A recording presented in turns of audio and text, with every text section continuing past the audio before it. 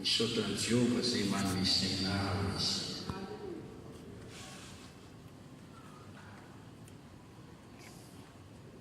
Omenanao izany taridalana mahasoa izany araka ny teniko toy atonga ny taona ity nataoko amihaza ho anao.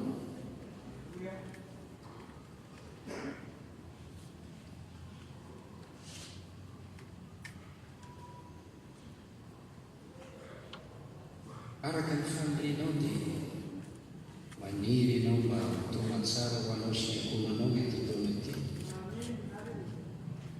Manofy ianao, manofy manana vinavina mba tonga eo ny fahasambarana, fitahina mandritrika taon'Andriamanitra ny fiainana.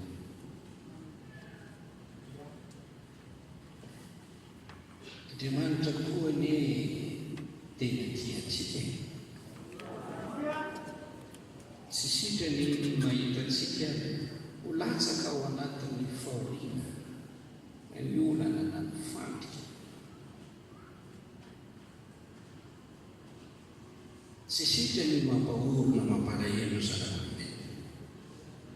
Izany ny andraisany fanapa-kevitra hoe anome sainanao sy ampianatra anao izay lalakalainao, hitsinjo anao ny masona ary hitarika anao.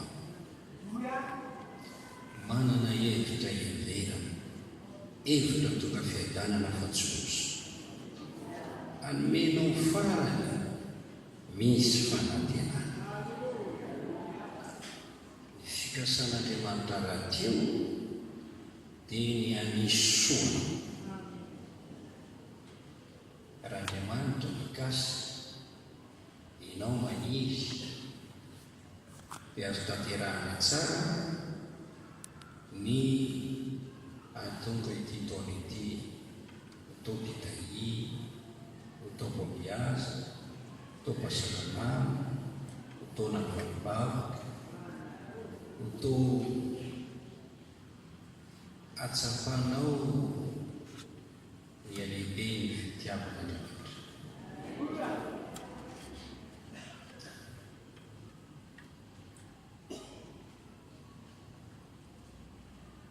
Tamin'ny alahady lasa teo dia nampianarina zava-dehibe anankitelo isika. Tsaroanao ve hianampy anao reto izany? Voalohany, ny tokony atao amin'Andriamanitra raitsika. Inona tokoa moa ny tokony ataontsika amin'Andriamanitra? Lesona lavabe io. Ny olombelona tsiraray avy dia tokony hafantatra izay tokony atao amin'Andriamanitra mba hitany soa indrindra moa isika atao hoe zanany, isika atao hoe mpanompo, isika atao hoe olo-maovita, dia tokony hafantatra ny tokony atao amin'Andriamanitra. Ary raha miaino ny toriteny ataon'ny mpanompon'Andriamanitra ianao dia saika fampianarana momban'io hoe matahora ny Jehova, mitera azy, misaora azy, mankalaza azy, mivavahany, katoavy ny teniny, dao ny sitrapony, manomeza ho azy, oka hiara-mandeha aminy. Sisy izay foana ny zavatra miverimbery fampianarana antsika afantatra ny fomba fiainana eo anatin'Andriamanitra satria olon'Andriamanitra isika. Raha mamaky ny ten'Andriamanitra isika ho amin'ny mpanjaka, faharoa jeretsika izay toko fafito ambin'ny folo, mpanjaka faharoa toko fafito ambin'ny folo.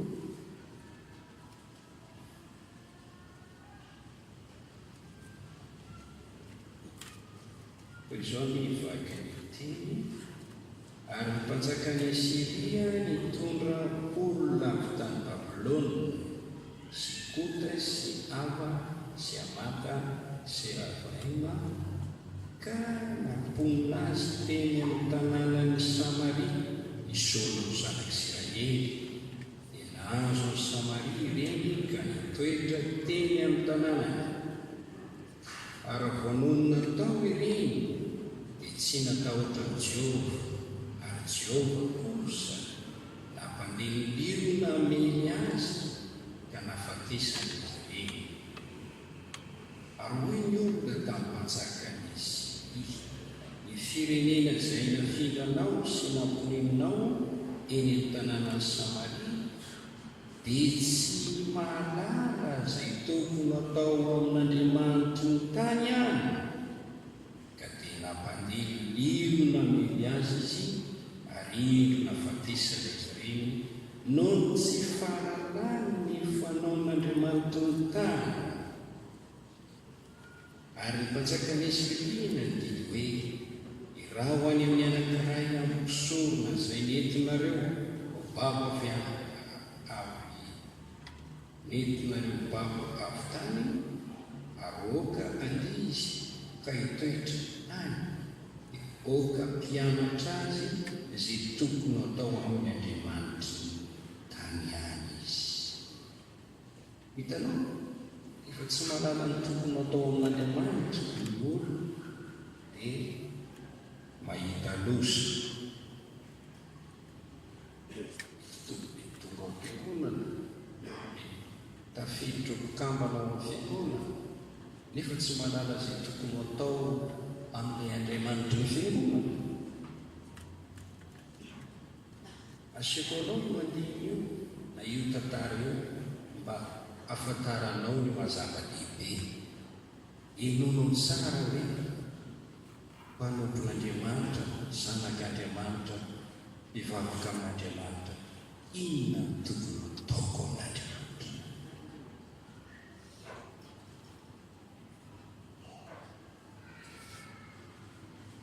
Izany no mazava-dehibe ity fampianarana ity, mampianatra ny tokony hoe tokony atao amin'Andriamanitra.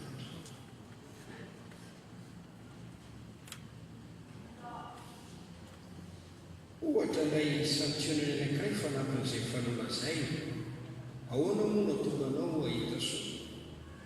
Mamaky ianao amin'ny bokin'ny Joba, Joba toko 2:20, izao no voasoratra ao, ny 1:20. Koa mifankazary aminy ianao aroka hiavana aminy, fa izany mahatongavany soa aminao. Masiny ianao mandraisa valana avy amin'ny vavany ary amatsaoronao ny teniny.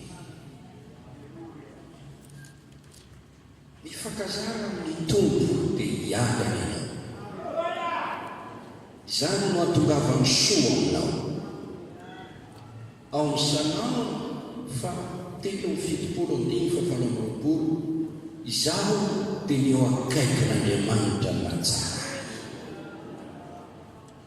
Manolotsaina antsika izany ten'Andriamanitra izany, mampianaka antsika ny tokony atao, ny lalana tokony aleha, ny fomba fiainana eo anatrehan'Andriamanitra. Mifankazara amin'ny tontolo dia hiadana ianao. Izany nahatongavany soa aminao. Mazotoa manakaiky an'Andriamanitra.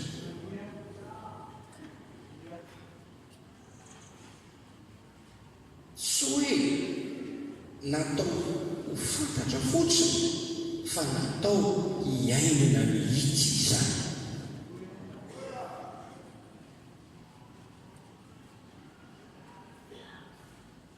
Ny tokony atao amin'i Jesosy Kristy tompontsika sy mpamonjy antsika efa niresahana. Ny tokony atao amin'ny fanahy masina izay herintsika efa niresahana. Zava-dehibe ny fanarana ny tolontsaina, ny tari-dalana ary ny tokony ankatoavana amin'ny fankasitrahana ireny. Ireo no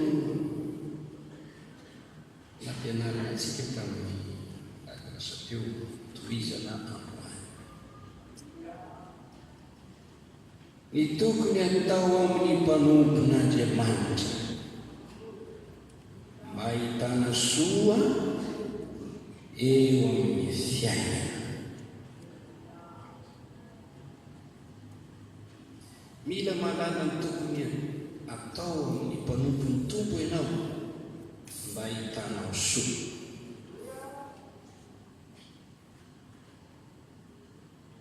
Tiako no mandeha fanamariana. Misy ahy ireo antsoina hoe mpanompon'Andriamanitra.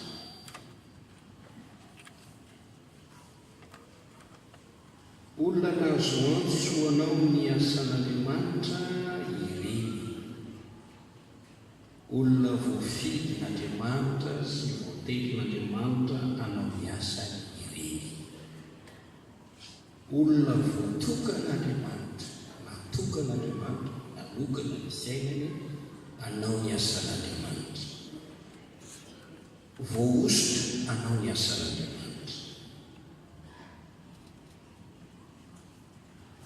Voatokana, voaositra hanao ny asan'Andriamanitra mba tsy hanao zavatra hafa tsy izany fampona izany ireny ihany. Dia raina ny tompo.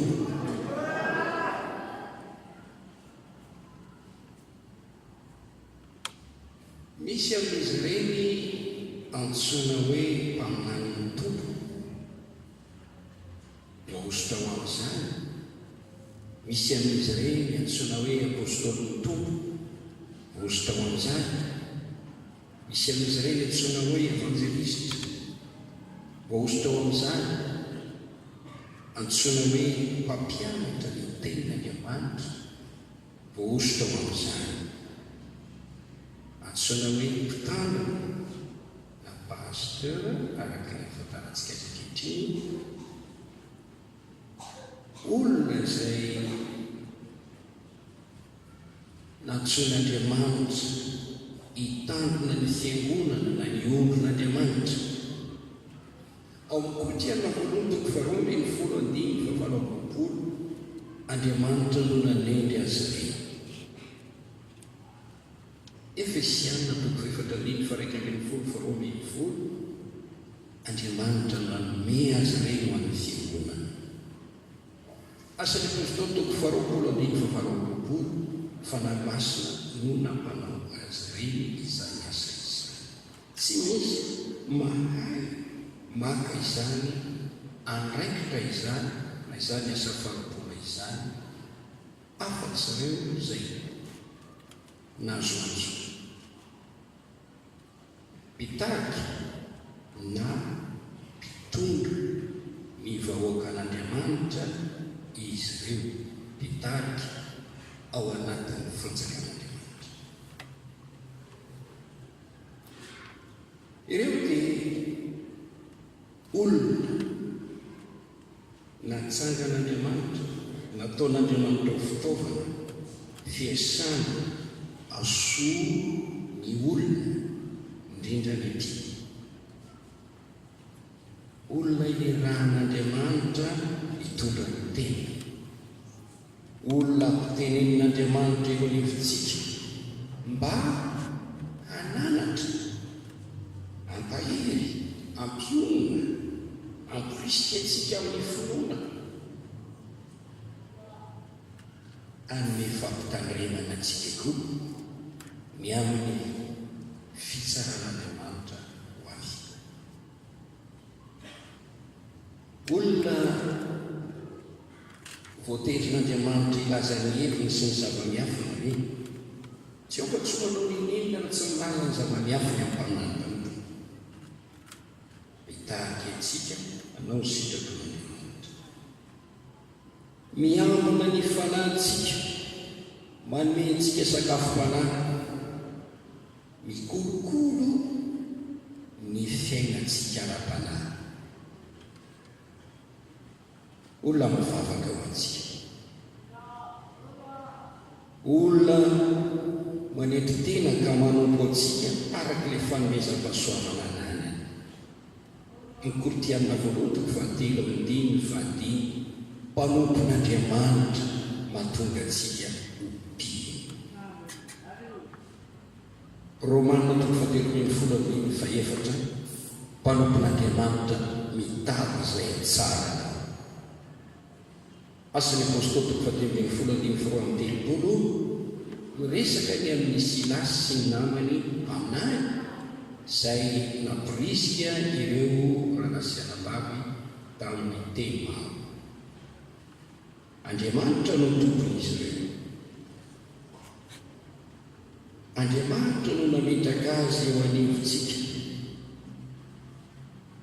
mampiasa azy ireo mahasoa antsika. Indraindray dia ataon'Andriamanitra ho fitaovana izahana toetra n'omby. Maria, fireo antsoina hoe mpanompon'Andriamanitra dia olona ihany,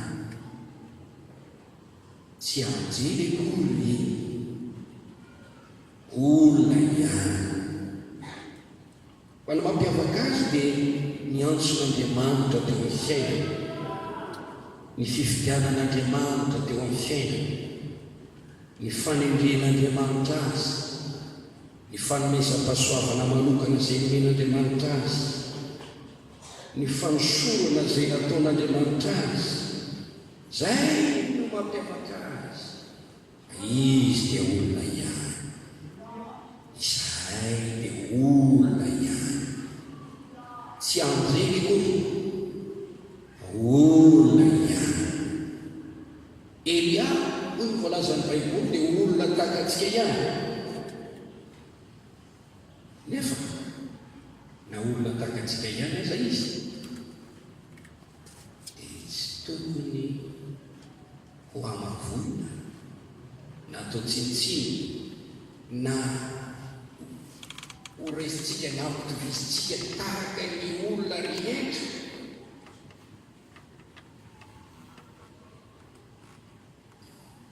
Zareo anie ny fahendren'Andriamanitra amin'ny fahalalany nomeny ny olombelona. Zava-misy eto amin'izao firenena izao, raha miresaka fitantanana, misy ny président fitantanana, misy ny ben'ny tanàna, misy ministry ny antitany, misy filoham-pirenena, misy polisy, misy zandary, misy mpampianatra, misy mpitsara, misy dokotera, sisy. Misy ireo olona atao hoe manan-kaja sy manam-pahefana eto ambonin'ny tany.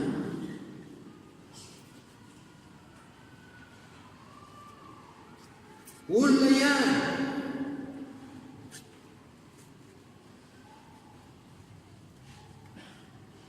Lazaina hoe olom-panjakana, olona manana fahefana, olona ambony.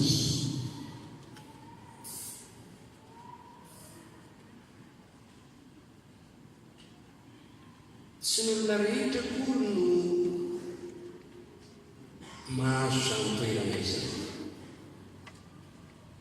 Olona ihany ireny fa natao ekena eo amaizy azy, manaiky ny fahefana zandarma isika, manaiky ny fahefan'ny polisitsika rehefa mandeha ny an-dalana, manaiky ny fahefan'ny dokotera isika rehefa mankany amin'ny hôpitaly, manaiky ny fahefan'ny mpampianatra isika rehefa ny an-tsekoly. Olona ihany io fa mpampianatra anao, mitsara ny devoir ataonao. Rehefa hoisy hoe 10 dia 10 zay, rehefa hoisy hoe mahazo noty ianao dia mahazo noty ianao zay, rehefa hoisy hoe mahazo moyenne ianao dia mahazo moyenne ianao zay, rehefa hoisy ianao hoe mipasy ianao dia mipasy ianao zay, rehefa hoisy tsy manao hoe double ianao dia double ianao zay. Olona ihany io. Fa rehefa mianatra ny an-tsekoly ianao dia manaiky ny fahefana io. Osazy ianao raha mamaly vanen'io. Raha mandeha ny an-dalambe ianao dia manaiky ny fahefan'ny pôlisy, le miasa ny an-dalana jany mandeha. Fa raha dikanao zany voasazy ianao. Mpanompon'Andriamanitra, olona ihany, olona napetraka Andriamanitra ao amin'ny fiangonana, manana ny fahefana izy. Misaotra mitoko afa-tsy ny olona demoniaka ny tsy manaiky ny fatalena fo ny mpanomponana mitsanga la isika mitsanga atsangano ny tany atsangano ny tany mandohalika antsika mandohalika mihiditsika ny olona demoniaka ny tsy manaiky fatamina ny manompona ny Andriamanitra ao am-piangonana.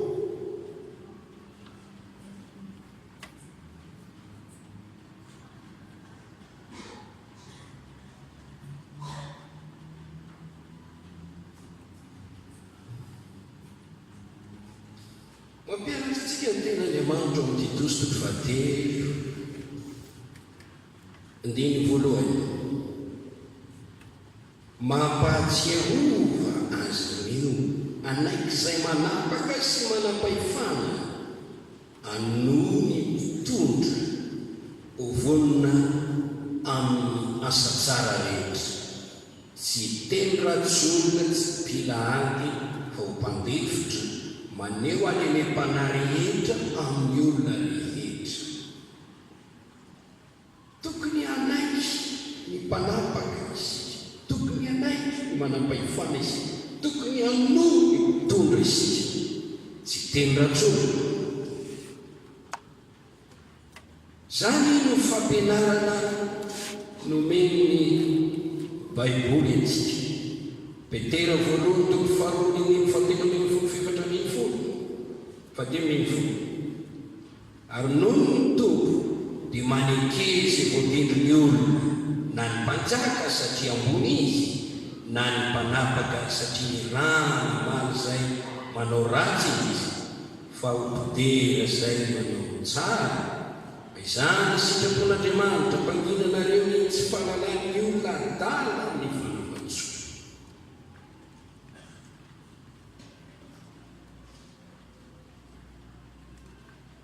Romanina toko fatelo ambin'ny folo andiny voalohany ka hatramin'ny fefatra. Mpanompon'Andriamanitra, olona voatendrin'Andriamanitra, tsy misy fahefana ho aminy raha tsy ho fanendren'Andriamanitra. Tsy afaka na pastera azy raha tsy afaka misalovana ny fahefana gendarmerie.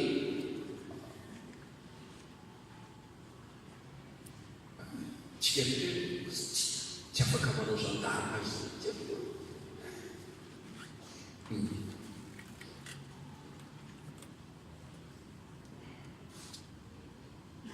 Na mahitranitra amin'ny olona ny fitafiana mitovitovy azy ny fitafiana miaramila dia tsy ho miaramila mihitsy izy. Fa raha misy mahakatahaka izany fomba miaramila zany amin'ny fomba tsy marina dia misantoka ary azo famaizana izy kapoka. Inona mihitsy izy? Mpanompon'Andriamanitra io, mpanompon'Andriamanitra olona ihany io. Izay nefa napetraka Andriamanitra, io ilay mampanompo azy. Mitady, toviteny, manialatra, mampiato ianao tsy mahazo mandray fanakisan-toko fanapabebakao, ianao manonzo. Tsy azo toerina zany, tsy azo mahazo manoatra zany izy. Miaina rehetra dia manaiky izany fahefan'ny mpanompon'Andriamanitra izany. Mikorotana ny fiangonana raha tsy ekena ny fahefan'ny mpanompon'Andriamanitra mpandringa sy mpandamina.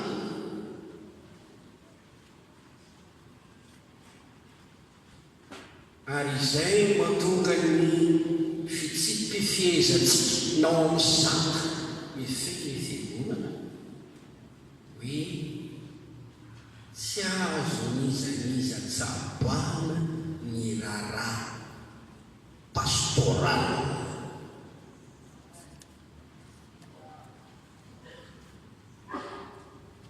Mampidi-doza kehitriny dia idiran'ny olona izy io. Ohatra, tsy azo isorona eto ny pasteranay. Angamo raharahany fiangonana zany.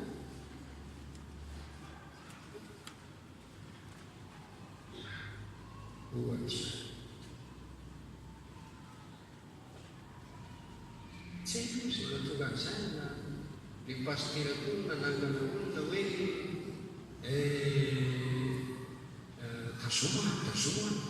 tazoma metsena mba hitazona ito. Mbola be dehibe projet, mbola anao an'ity tsika, eo le aleo zay miady amin'ny fibe mpandamina, aleo zay miady makina pastera mipetra tsara, izay miady. Zany dia fatikana ny tenin'Andriamanitra, fatikana ny Satana feno fiambana.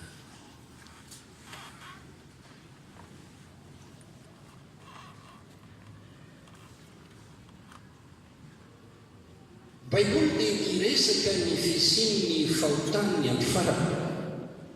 Be dehibe ireo. Resany hoe any amparany any ny olona dia tsy hanaja izay masina. Ny olona miavonavona. Ota anankiray manavo olona sy manimba olona ny fiavonavona. Fa ny fisian'izy io dia seho amin'ny endrika maro. Ny Baiboly dia miteny fa ny fiavonavonana dia mahatonga ny olona tsy hanaja, tsy haino, tsy hankatoy ny manompin'Andriamanitra. Hitantsika izay ao amin'ny Deutéronomia toko fafito ambin'ny folo, andiny favalo. Raha misy zara-sarotra loatra aminao amin'ny fitsarana, ny amin'ny fangatsanga, ny amin'ny ady, ary ny fifamelezana izay dinao ambavadinao, dia miangay ianao ka miakara ny amin'ny toerana izay hovidin'i Jehovah Andriamanitra ao, ary makanesa amin'ny Levita mpisono sy amin'ny anankiray izay mpitsara amin'izany andro zany, ka manontany hiambarany aminao ny teny fitsarana, ary arao ny teny izay ambarany aminao eo amin'ny toerana izay hovidin'i Jehovah, ka mitandrema anao araka izany izay rehetra ampahafantariny anao, any lalàna izay ampianariny anao sy araka ny fitsarana izay holazainy aminao no ataonao. Asa mivily miala amin'ny teny izay ambarany aminao, na amin'ny ankavanana na eo amin'ny ankavia. Fa ny olona izay miavonavona ka tsy mihaino ny mpisorona izay mitsangana eo hanao asa fanompona eo anatrehan'i Jehovah Andriamanitra, na ny mpitsara dia ho faty izany olona izany ka ho voorona tsy hoe eo amin'ny Israely latsy, ary ny vahoaka rehetra andreny dia tahotra ka tsy avonavona, tsy ho sasa. Indimy foroto, fa ny olona izay miavonavona ka tsy mihaino mpisorona izay mitsangana anao asa fanompona, tsy mihaino an'ilay voatendry anao fanompom-pivavahana, miavonavona. Zany miavonavona, avonavom-panahy, oto. Ianao zao, ny avonavona dia hoe ny arabaina tsy miteny. Le olona antsoina fa tsy mamaly. Marina ihany zany. Fa ity olona tsy mpakatoro mpanompon'Andriamanitra ity, tsy mihaino ny fandaminana mpanompon'Andriamanitra ity, dia tadidio fa olona azo ny avonavona. Ary Andriamanitra manohatra an'io, manohatra mpiavonavona Andriamanitra, fa manome fahasoavana ho an'ny manendry teny.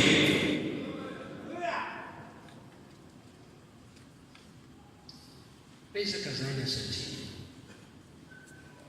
manome saina anao. mampianatra anao izay lalana tokony ho alena, mitarika ianao amin'ny lalana tokony ho alena. Azany koa ny amin'iny fa hijery an'ilay tena votoatiny isika ny tokony atao amin'ny mpanompon'Andriamanitra voanjo vofity voatery voahosotr'Andriamanitra eo anivontsika. Halleluja! Nao hira kely amintsika tsangana isika hira kely fa mambotsotso be koa lena mambotsotso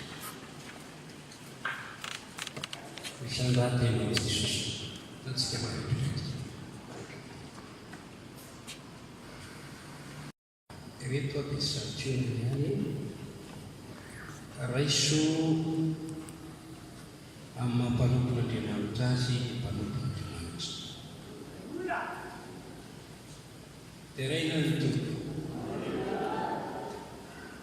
Paolo miteny oka hoeken'ny olona ho izy ho heveriny olona ho mpanompon'i Kristy sy mpitandrina sampan'Andriamanitra izay amin'ny Korinthiana voalohany fahaefatra apetrao amin'ny toerana mampannompon'Andriamanitra azy ny mpanompon'ny tompo. Rehefa manatrika azy ianao na fanerasera aminy dia raiso foana hoe mpanompon'Andriamanitra. Na efa lasa tahaka ny fianakavianao aza izy dia raiso foana hoe mpanompon'Andriamanitra.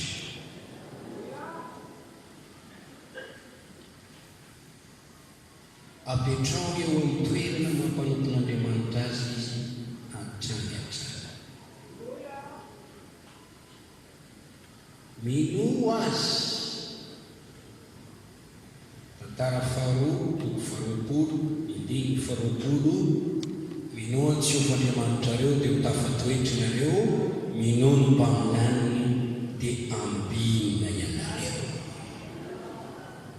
Amin'ny fotoana ny mpaminan'ny tompo dia mino sy mandray azy hoe izaho mino fa mpanompon'Andriamanitra ianao, mpaminan'Andriamanitra ianao, apôstôlin'Andriamanitra, raha apôstôly izy, ino izy mpaminan'Andriamanitra ianao. Raiso ny fampianarana azy omeny, ino ny teny fikasana izay ankalokon'ny vavany. Mino ny fampitanemana izay omeny.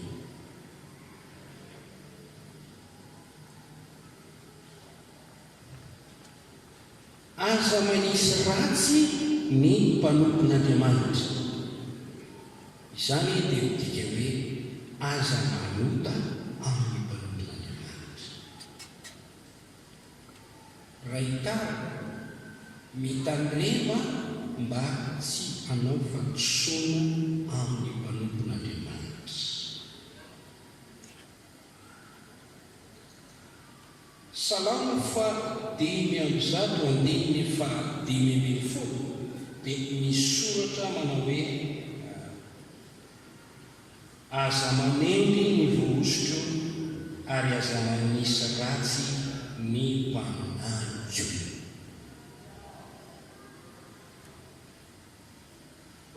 Ny Baiboly dia mitantara amintsika ireo karazana ota nataon'ny olona tamin'ny mpanompon'Andriamanitra.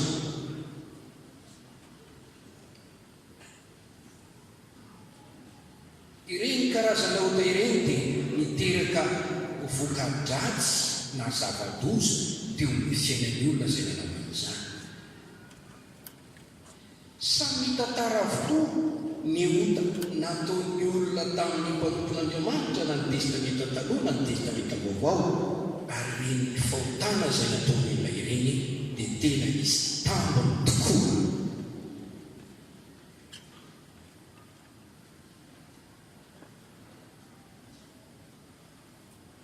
Jehovah mpitsaramana, Andriamanitra mpamaly ny natao, izay afafin'ny olona dia ojin'izay. zava-mataotra ny azo ny tanan'Andriamanitra velona. Jehova itsara ny olona.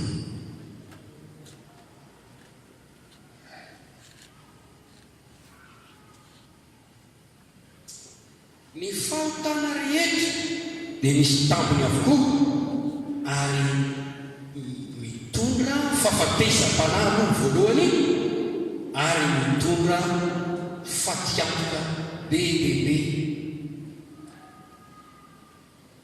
ireny.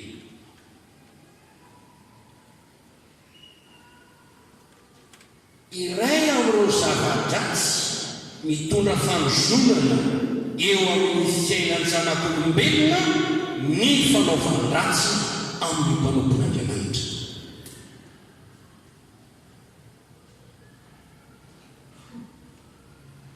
Mirova tena tsy hotratry izany. Za mino fa tsy laitry ny olona, tsy zakany olona ny hoe vohozina izy ary tsy teniny amin'ilay teny hoe no zonona mety hitoly any amin'ny tribinaly mihitsy raha misy olona manao teny diso any ka milaza loza aminy. Ny Baiboly dia miresaka fa mitondra ozona ny ota tao amin'ny ozona ny hatramin'ny tena sy ny taranaka dimy ao aoriana raha tsy mibebaka eo. Zany hoe miatra amin'ny zanakao sy ny zafi-kelinao sy ny zafin'ny zanakao ary ny zafi-afinao ny ozona no ny ratsy atao amin'ny mpanompon'Andriamanitra. Kilasy roa ihany no ametrahan'Andriamanitra ny olona, satria na mino an'Andriamanitra na tsy mino an'Andriamanitra, na miaraka amin'ny mpivory na miaraka amin'Andriamanitra, na ondry na osy. Ny osy ilay nolazain'i Jesosy ho apetrany ao ankavia raha ho avy izy amin'ny tsara ny firenena dia miteny izy hoe ianareo izay voaozo miala amiko ho any amin'ny afo dia izay voavoatra ho an'ny tengotry sy ny anjely. Fa hiteny amin'ny ankavanany kosa izy hoe nareo izay notagny raika. Ozo ny zava-misy izy io, zava-dratsy tsy mampavanon'olona ny ozo efa tonga eo aminy. Na tonga momba tsy miteraka, na miteraka matimaty, na tratrany rata tsehontsehoana tonga tapoka manao zavatra tsy mety, tsy lavorary, tsy misy tsisy masoandro tsara ho azy eo amin'ny fiaina no ozona miatana. Inona ny hoe antony zavatra mahatonga izany ao amin'ny olona anankiray? Bebe fa nisan'ny ray ny fanaovana ratsy amin'ny mpanompon'Andriamanitra.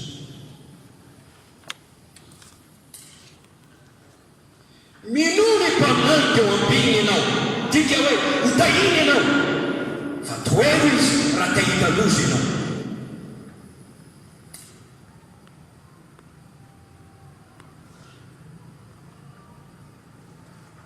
Manaboaka fiainana ny ratsy atao amin'ny mpanompon'Andriamanitra.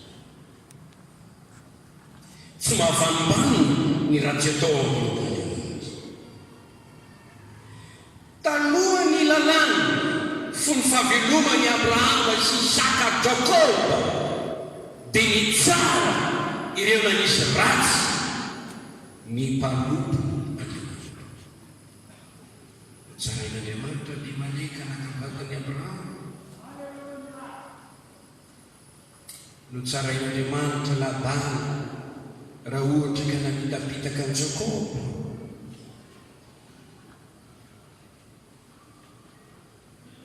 Aza manisy ratsy ny mpanompon'Andriamanitra.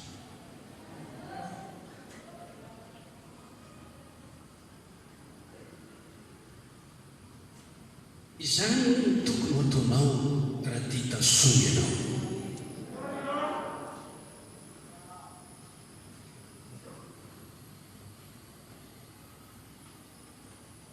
Tamin'ny andro nanana ny zanak'Israely teo ambany fitarihan'i Mosesy mpanaonton'Andriamanitra, ary fantatsika niotany zanak'Israely tamin'i Mosesy. Mitanisa ny Baiboly, ny tena mihetsiny ny Mosesy, ny tena noratra ny Mosesy, ny treritrerona ny Mosesy, ny lahady tamin'ny Mosesy, ny koly tamin'ny Mosesy, naneo tsy fanajana ny Mosesy.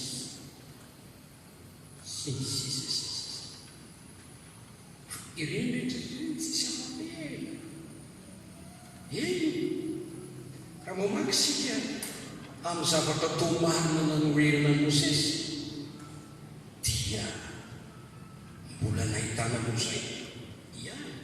Jereo hoe Nomery 12:12, ary minyama sy Arono ny teny nanohatra ny Mosesy noho ny vehivavy Etiopiana izay napakary. Ka efa napakatra vehivavy Etiopiana izy, ary izy ireo moa Mosesy ihany tokoa va no itenenany Jehova, tsy nitenenany koa va izany. Dia re Jehova izany, ary Mosesy dia lehilahy tena malemy fanahy mihoatra noho ny olona rehetra ety ambony tany. Ary Jehova niteny tampoka tamin'ny Mosesy sy Arona ary Miriama,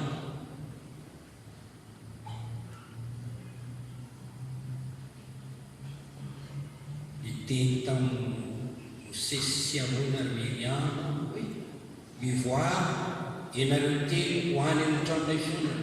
Dia nivoaka izy telo, ary ny androramina dia niteny an'i Jehova ka nitsangany teo ambaravarana ny tranonay fiainana izy, ary niantso any Arona sy Miriama izy.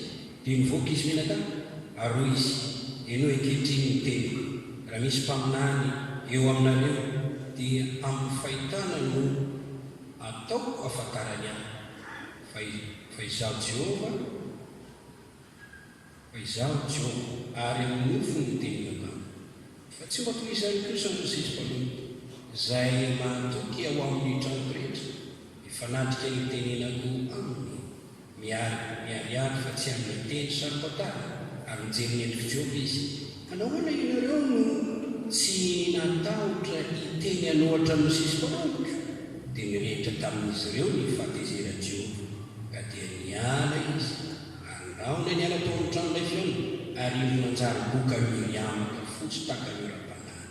Arona nijery Miriama ka indro boka izy, ary hoy Arona tamin'i Mosesy: Kristo miangavy ianao aho, azo atao elikay izay nataonay tamin'ny fahatalana izay nanotanay.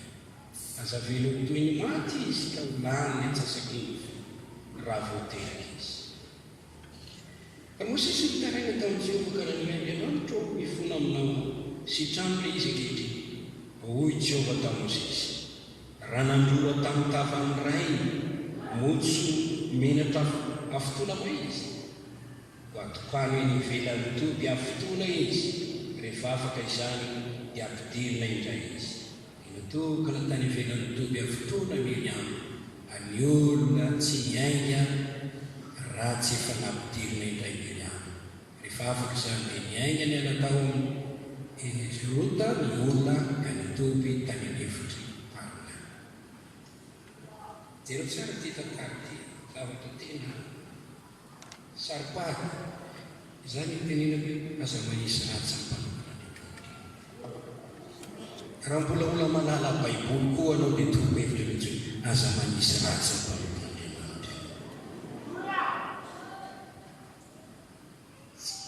Tantara dia hoe napakatra vehivavy Etiopiana Mosesy.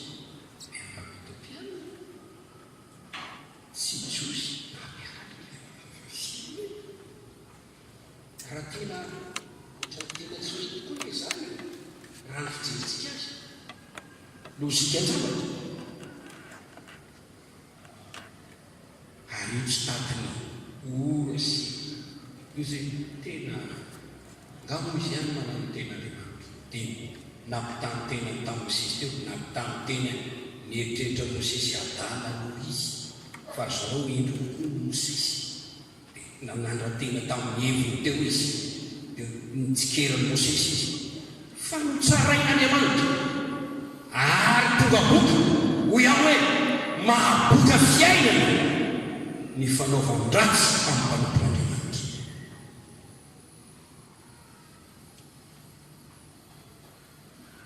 Lany andro raha iresakitsika hoe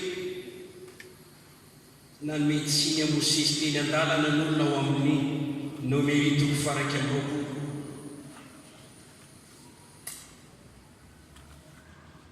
Ndiny fa dia nanome tsiny an'Andriamanitra sy Mosesy ny olona ka nanao hoe nahoana no nentinao niakatra avy tany Egypte izay ho fateteny afatra fa tsy misy mofo na rano aty fa leo nytony mofo maivana itony fo ary Jehovah nampandeha mianarana afo teny amin'ny olona ka nanaikitra azy. Zareo amin'ny Baibolinao nahita lony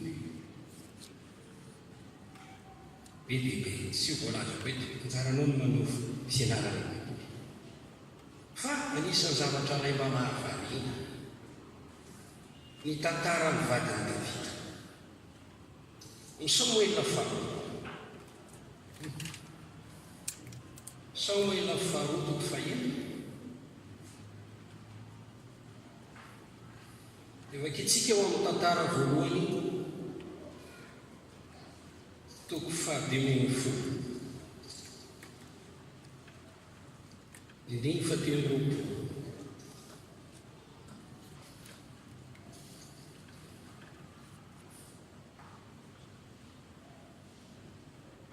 Eo amin'ny Samuela faharoa toko fahaenina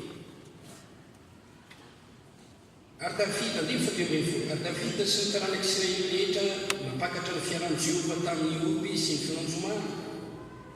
No ny tonga tao amin'ny tanànan'i Davida ny fiaran'i Jehovah dia nitsipika teo am-baravarakely Mikaly zanaka vavin'i Saoly ka nahitany Davida mpanjaka nitsambikibekina sy nitsinjaka teo anatreny Jehovah ary dia nikizaka azy tao am-pony izy.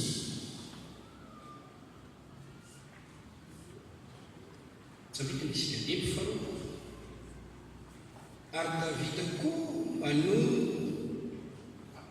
hitsotra ny amponany ary Mikaly zanaka vavin'i Saoly dia nivoaka ny tsenan'i Davida ka nanao hoe akory teny voninahitra ny mpanjakan'Israely androany lay nanarinahabanikeo dia ho maso ny zanaka vaviny mpanotona tahaka ny olona dala manarinama ka tsy manan-kenitra.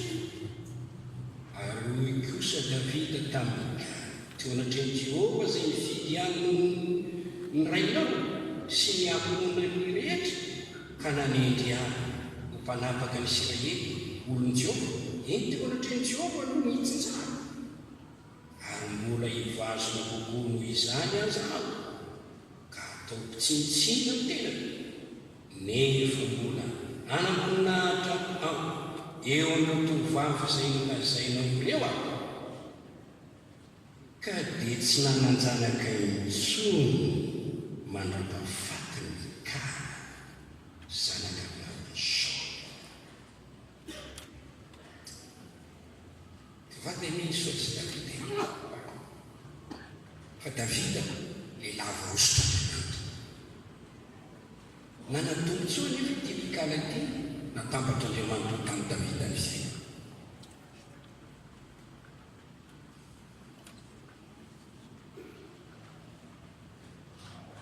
Efa misy fotoana nahafalen'i Davida mitsinjaka sy nandihy pitapitaka ny vatany dia nikizaka azy tao ambony nikizaka ilay olo-mositra ivery mantsy azo atao zany satria zany ny vadiny zany ny vadiny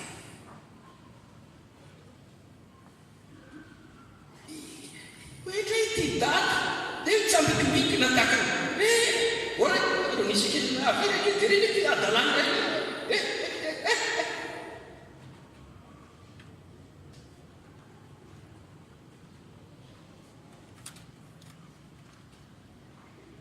hitatsika fa no faizan'Andriamanitra migara nataon'Andriamanitra tsy miteraka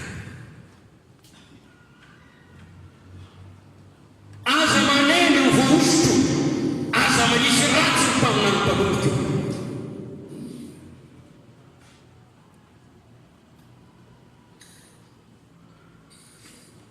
mety hotany vadana pasteur mamo io enao lehilahy io pasteur zany venao pasteur ity zavatra nataonao dia nikizako ao anatin'ny fo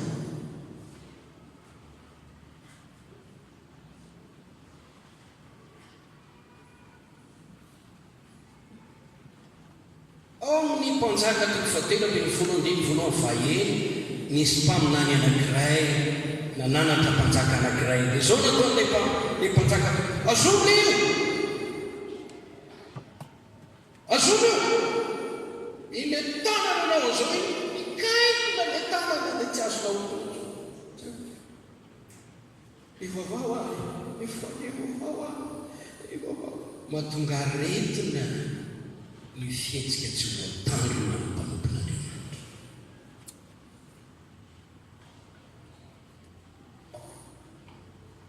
ao mpanjaka faharotoko faharoandiny fatelo amby roapolo fadimy amby roapolo niakatra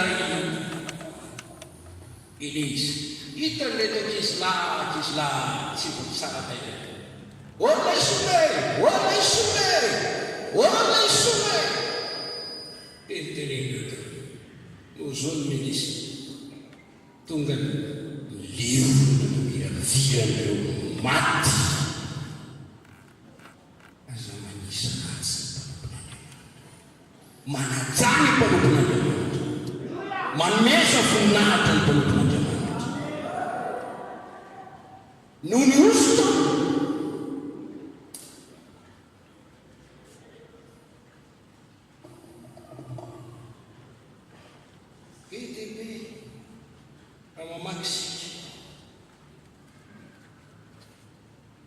ao amin'ny tantara faharoa toko fahina amin'ny telopolo andiny fefatra ambin'ny folo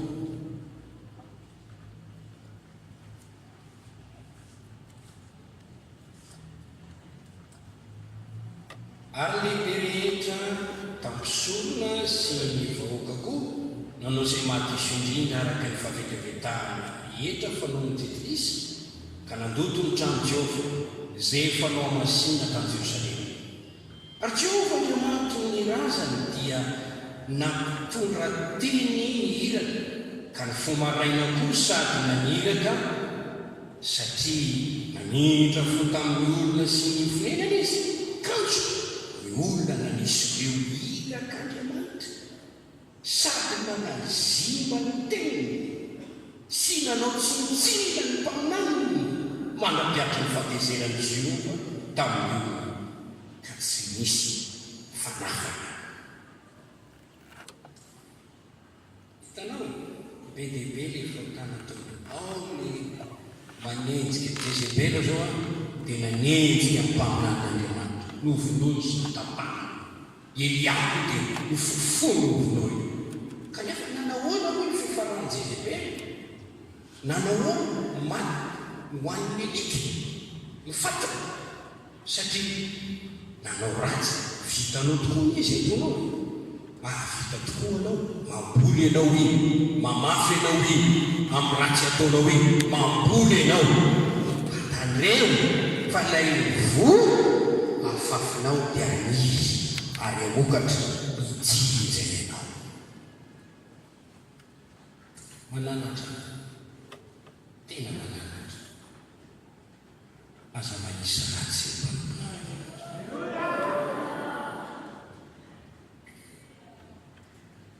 nisy izy ny Baiboly dia milaza tsirairay ireo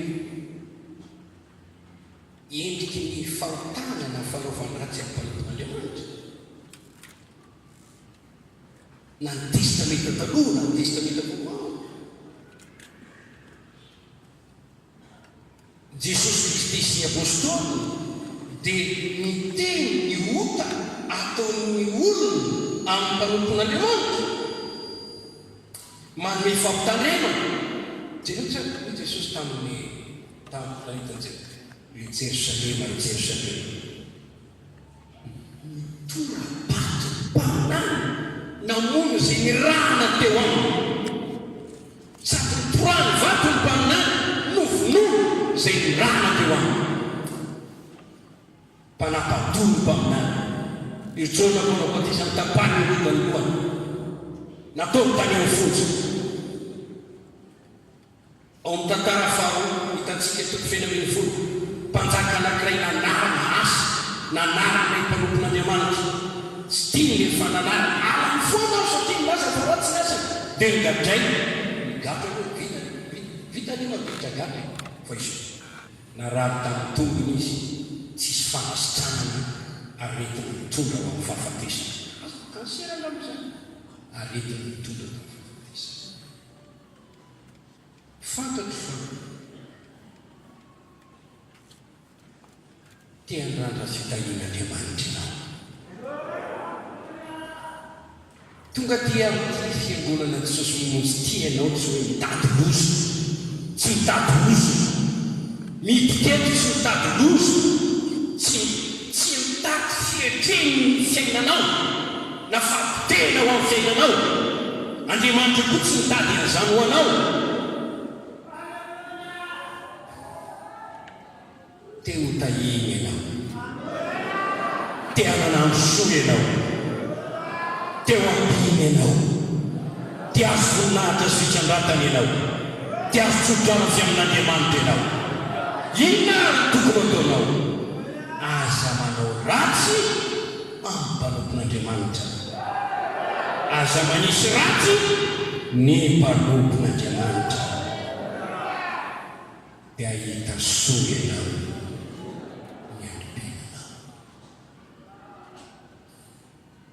Mampilitra ny fiainanao any amin'ny lala mandozy ianao raha manisy ratsy ny mpanompon'Andriamanitra.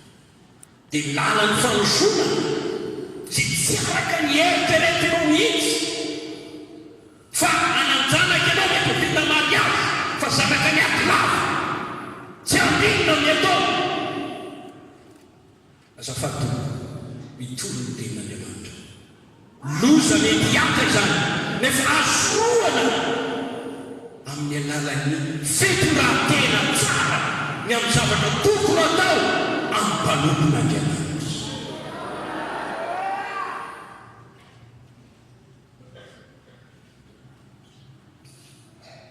Misy tantara maheno torena mitorotena amiko izy ty. Misy lehilahy izy izay tena mpanohatra mpanompon'Andriamanitra, mpakala mpanompon'Andriamanitra. Dia noharatsiny ilay mpanompon'Andriamanitra ary tena mafinaika fiampanganan'ilay mpanompon'Andriamanitra izy.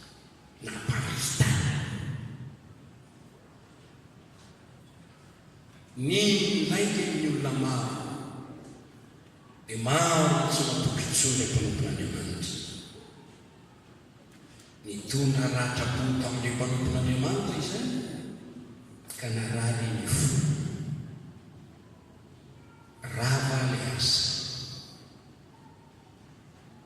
Rehefa narary eo ambavahoana ilay mpanompon'Andriamanitra na tsy arotely tiragapa na ratsy azy. Tsy tafandramandry izy fa tsoa dia nanatona ilay mpanompon'Andriamanitra. Tonga eto izy miaiky ny fotako aminao. Ankehitriny ary izy lahatra fa tsy mety ny atoko. Afaka mindra foanko ianao. Afaka mamela heliko ianao. Eo ilay mpanompon'Andriamanitra. Tsara ho izao ataonao fa tonga eto ianao mba amin'ny fahatsenana teny. Efa mba misy sanatra engaviko anao taona.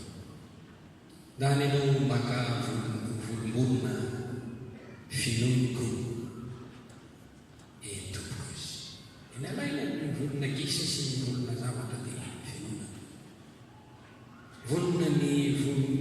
zavatra tadiavinao ry mpanompon'Andriamanitra.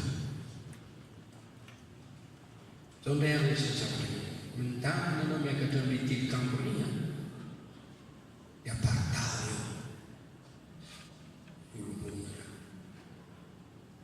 dia ento dia nasa tena parita nivelona nefa tena. Zao ary mifatelo izy ndana ambony daholo ry hoy le lehilahy tena sarotra be zany pastera tsy vitako itso eo izy pastera zaho izy tsy mamela anao ekeko fa tsy vitanao mihitsy manantona andreny volomborona naparitako be koa niako ny zavatra nataonao dia napotika ny asan'Andriamanitra zay nataoko ary mitondra areti-po tatoaniko ary sao andalana makany amin'ny mandrakizay izao no izy mamela anao leso leko anao afatarana ko mandidy ianao aza manisy ratsy mpanompon'Andriamanitra. Io teny io tiako zaraina amako enoy ny tolo-tsaina fananara toro-hevitra afaro nyekonanao aza manisy ratsy ny mpanompon'Andriamanitra.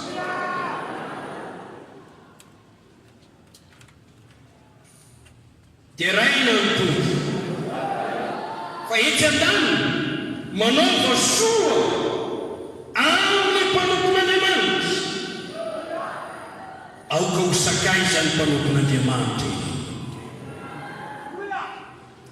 ataovy efa tonga amin'ny fiangonana anankiray ianao manana mpanompon'Andriamanitra zay mitarika anao ianao oka anao soa amin'io mpanompon'Andriamanitra ianao oka ho sakay zany io mpanompon'Andriamanitra ianao sakay zany sakay mety zany olona olon-tsaina namana mpanampy mpanoana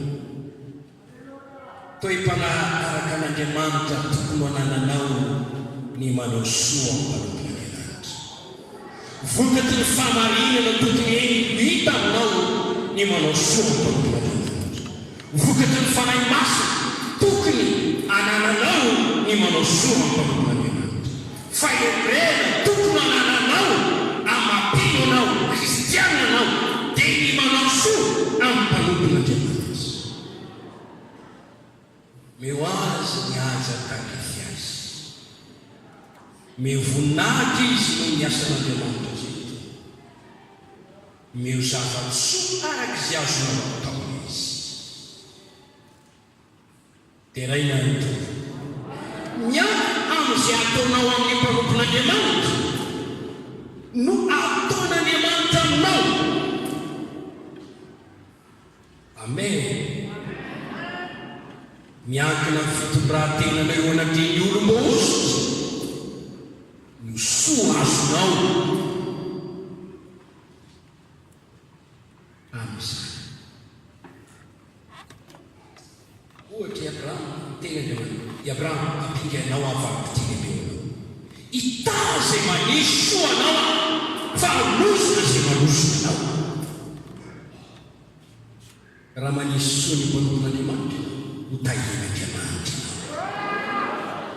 raha manosina mpanompon'Andriamanitra ianao hosonin'Andriamanitra ianao. mandray mpaminana mandray mivalim-pitiny mpaminana mandray olo maro mandray mivalim-pitiny olona maro.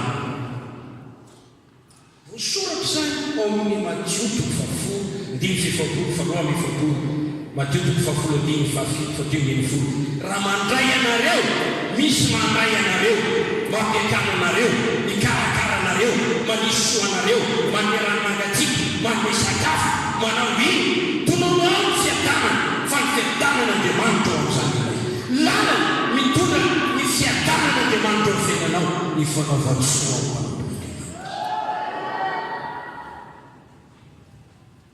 manolotra ny tsy mieritreritra eo dia ho tahina tsy miroso amin'ilay fanalahiny.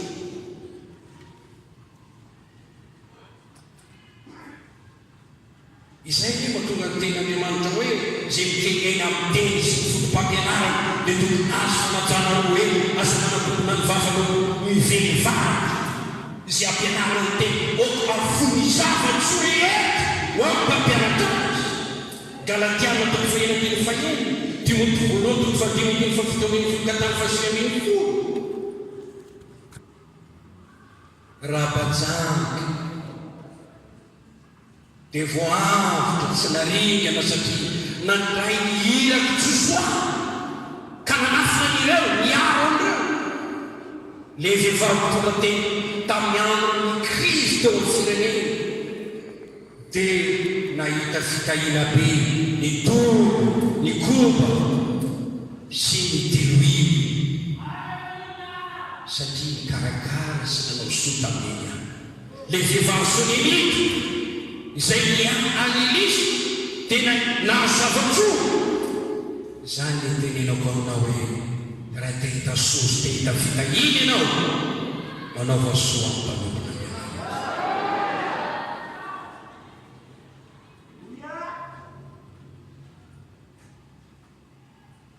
Any hoe malahelo amin'ireny olona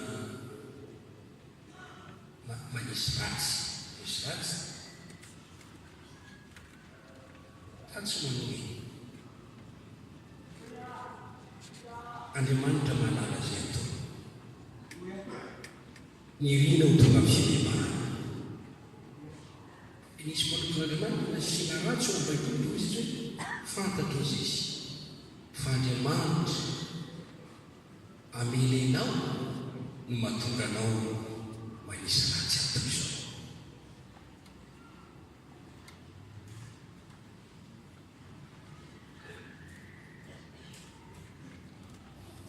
Riavako manome saina anao, mampianatra anao ahita soa, manoro anao lalana, mitarika anao, fomba fiainana atao anatin'ity ty fanjakana Andriamanitra amin'ity tontolo ara-panaty. Aza manao ratsy aza manisy ratsy na inona manaova soa amin'ny mpanoton'Andriamanitra. Indrindra amin'ireo zay mikenaina mikarakara fananao manema ny tenanao maimaipo anapinanao mpanesy anapinanao vononao amin'ny toko anapinanao azaina manakizay.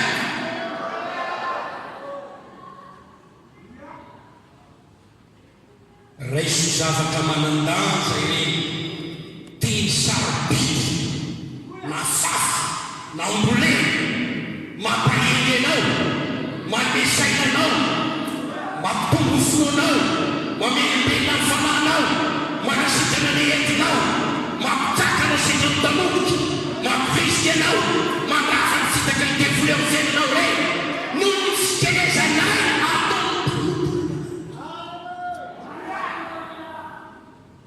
tsy fahavalinao ny mpanoton'Andriamanitra.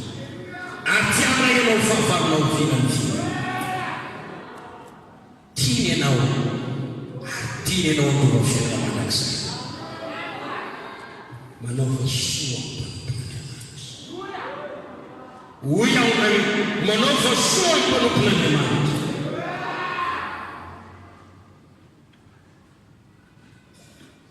Raha iso zavatra manandanja melanja le zavatra torinay reny fa firenareo mamelanja anay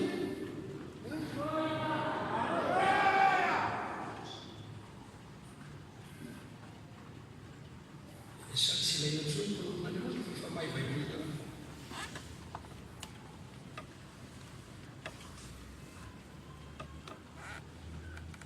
raha mahay anao iza moa nampianatra anao natonga anao mahay afitaizany loharano zany fahaizanao ny Baiboly zany.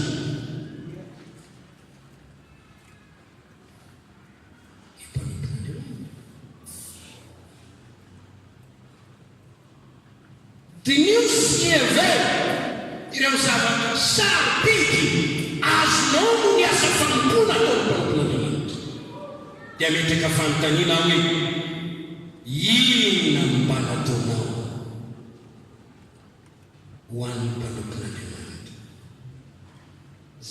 raisanao ny fahasoava.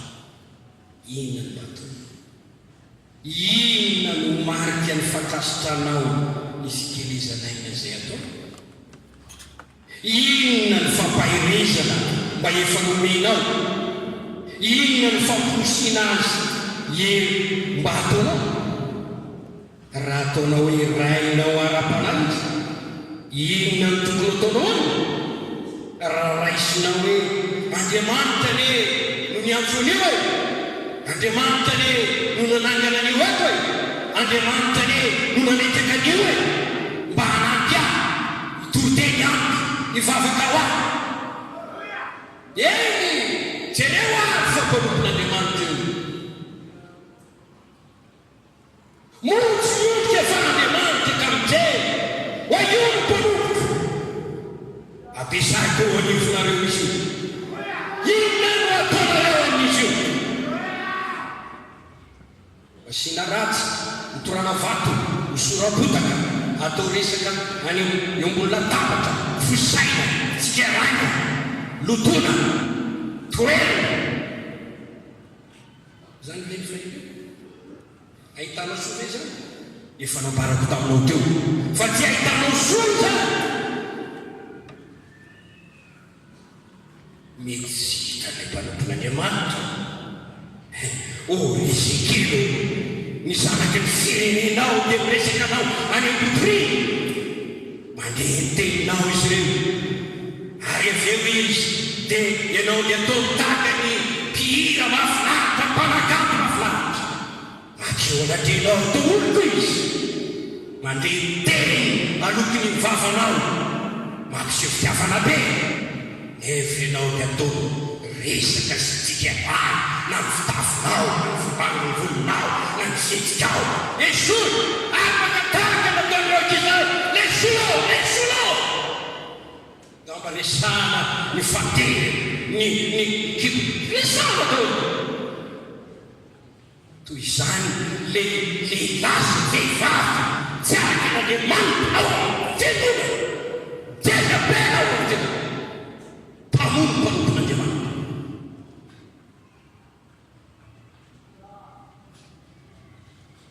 Ny batisa ny fanamasina dia tsy araka amin'ireo mpitsikera sy mpanoratra mpanompon'Andriamanitra.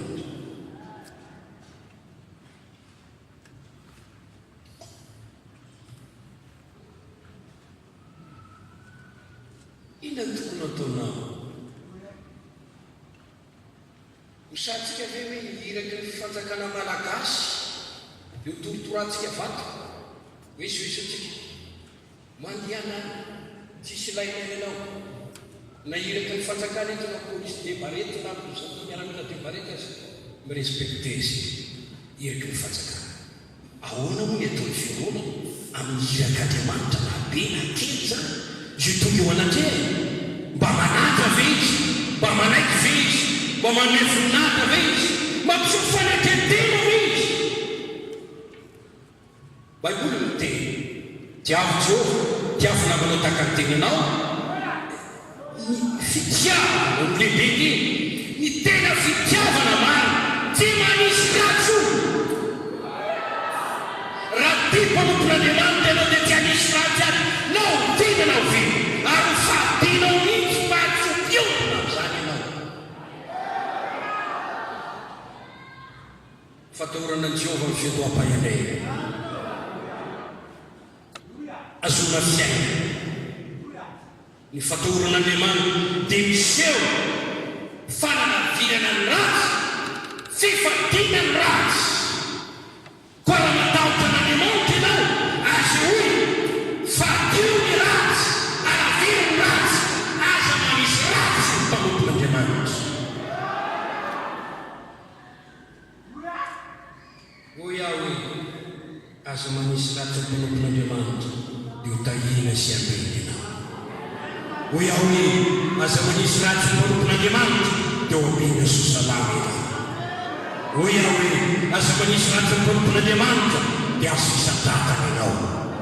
Aza manisy ratsy ny mpanompon'Andriamanitra dia azo vanim-bavaka ianao. Aza manisy ratsy ny mpanompon'Andriamanitra dia ho voatahiry ao amin'ny fiainam-panahy ianao. aza manisy ratsy mpanompon'Andriamanitra fa izy fitahina lehibe ho azonao ary fitahina zay tsy tapatra izy. Marana antsika azy itony vaovao tiany taona mihindrana zava-tsoa avy amin'Andriamanitra izy. Betsaka ny fikasana aminantsika mapetratsika amin'Andriamanitra. Ny Andriamanitra anatanteraka ny fikasana nofonofo anatanteraka izany hoentinao mbavaka izany iainanao ny Andriamanitra. Azon'Andriamanitra ataony mampifalifaly ianao sy manome fiatamana ianao, manomenao androsoa volana mahafinaritra ary taona mahafinaritra ny ty taona ity. Fa izao izy aza manisanazy manao vasoa amin'ny mpanompon'Andriamanitra. Ty tena hoe aza manao fitoerana ho amin'ny devoly.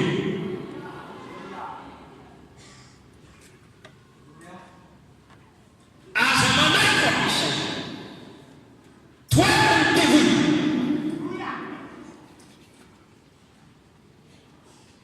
Raha misy olona tena tsy tia mpanompon'Andriamanitra, tsy tia ny devoly, dia ny mpanompon'Andriamanitra. Devoly ny mpanompon'Andriamanitra maro tena tsy tia hala. Io mantsy mahatonga ny olona maro ho voavotsy noho ny tonteny ataony. Io mantsy no hahatonga ny olona tsy voafitany dia tsy tia io. Ary zay mahatonga ny Paoly hoe misiraky Satana tonga ambely aho teo anofoka na tonga ny fanenjena ny Paoly, fananambaraka ny Paoly, faroerana ny Paoly, Elima mpanohody dia nanohatra ny Paoly sy Barnabasy fantatra. Ary hoy Paoly zanaky ny devoly ialahy. Ary izy tsy indro ny tanany tompo amelany ialahy dia jamona izy.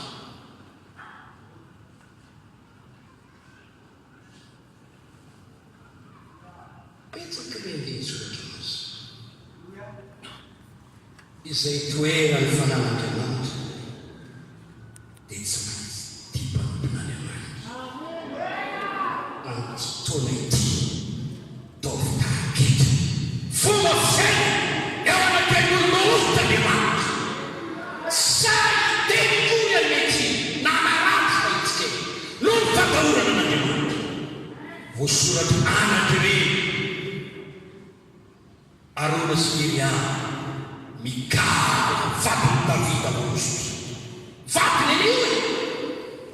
Fa tsy hoe hay kamba vatiny anio e manana zolo teniteny amin'ny Davida hoe tsara in'Andriamanitra, tsara in'Andriamanitra na vatiny Davida aza no tsara in'Andriamanitra.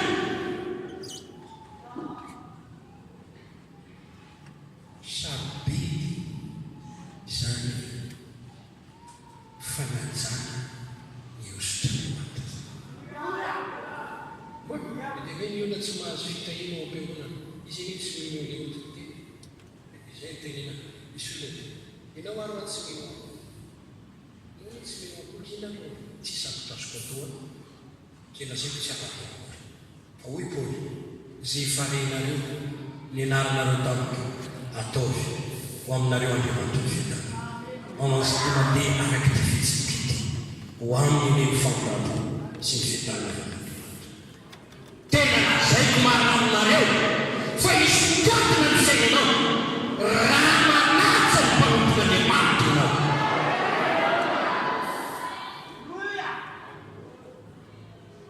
Raha tsy zany kosa